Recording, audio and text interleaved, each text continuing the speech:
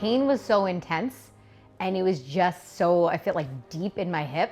I feel like I need like a Barbie doll to just like pinpoint, like right here, like right where that like the hip, the Barbie leg like attaches to the hip, right in that like crease, but deep inside, I couldn't, I felt like there was no stretching could be done, nothing, I couldn't access to the point, and it really hurt and just very painful. So it left me many a times waking up just in tears that I couldn't solve.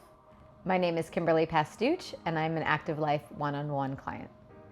The biggest thing I wasn't able to do was to sleep. And if I wasn't sleeping, I wasn't a good me.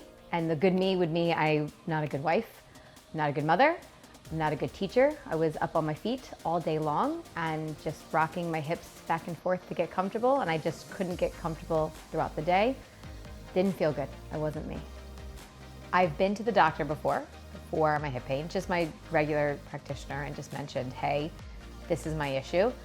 I really didn't get any clarity or any help or consistency with trying to fix the problem. So I thought I was just stuck.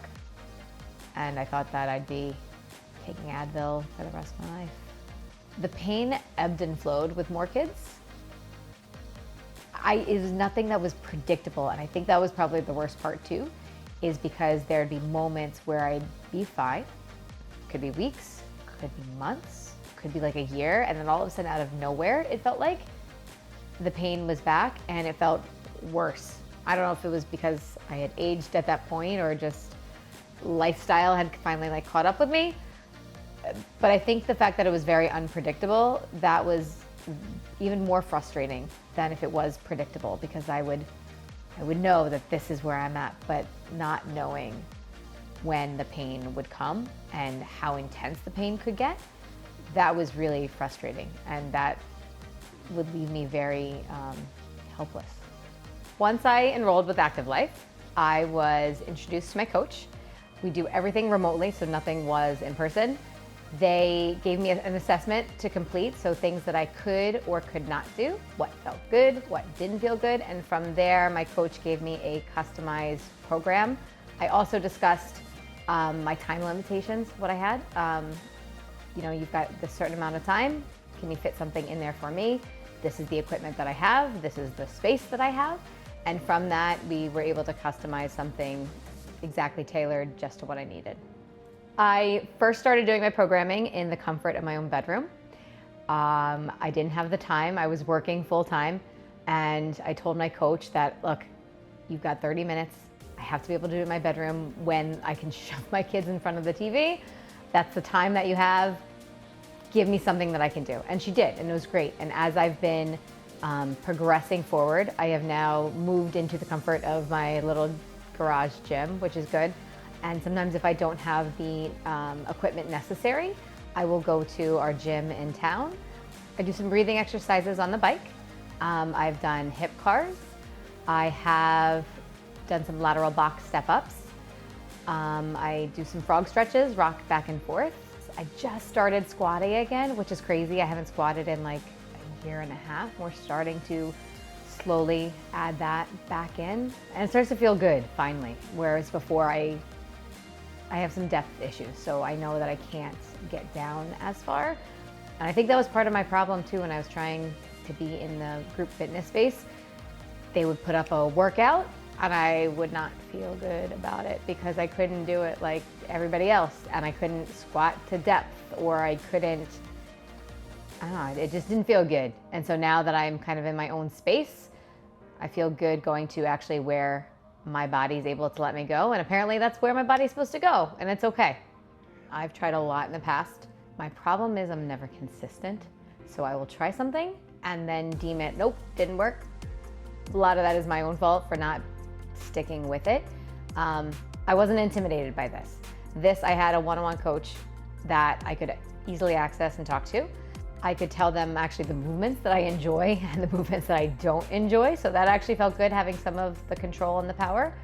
It was very low impact, which is exactly what I needed. And I didn't realize I needed that.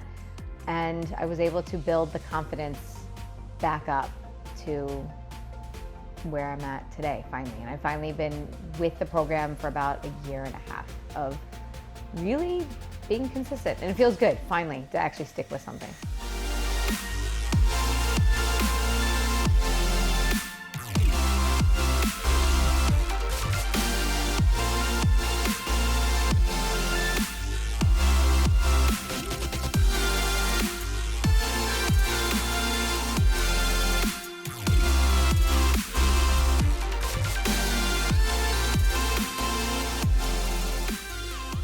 What was it like the first night you kind of slept through the night and didn't have hip pain? And didn't have this pain waking you up where you had to take Advil? Joyous. Oh, this is good. I did something about it. It felt good to take ownership of it. And I was so worried that I was going to be in pain as I aged and got older. And I felt like that was just the start of what was to come as you get older. And it's scary getting older. So it felt really good to finally, the first night that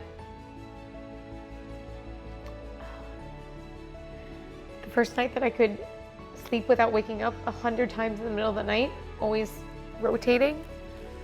And finally getting a consistent night's sleep and waking up, realizing oh my God, I just slept.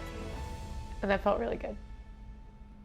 It's quite life-changing when your body can do the things that it should do and that you want it to do. It has improved me working, being on my feet all day, being a teacher, being able to access my kids in the classroom, also my kids at home. I have better energy for myself, therefore I have better energy for them, and I can really be present with them. I can get down on the floor and play with them more and not have to worry about how I have to sit on the floor or I have to get up off the floor. Chasing after them, I can finally do those things without having to worry I'm gonna pay for this later at night or pay for it now, and it feels good. The hardest thing is putting myself first. It is something that as a mom, I have put on the back burner for quite some time. I didn't know how to give myself that gift of time back because everybody else is higher up the list and I somehow make it down to the bottom. And it feels good to finally give me the space and the time that I deserve. It's really cool being mom.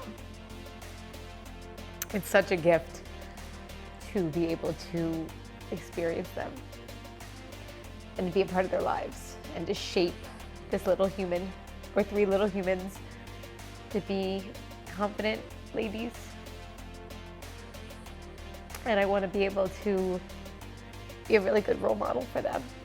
And I'm happy actually that they watch me work out and exercise. They know that that is one way to stay healthy and that that's hopefully going to be part of their journey as well.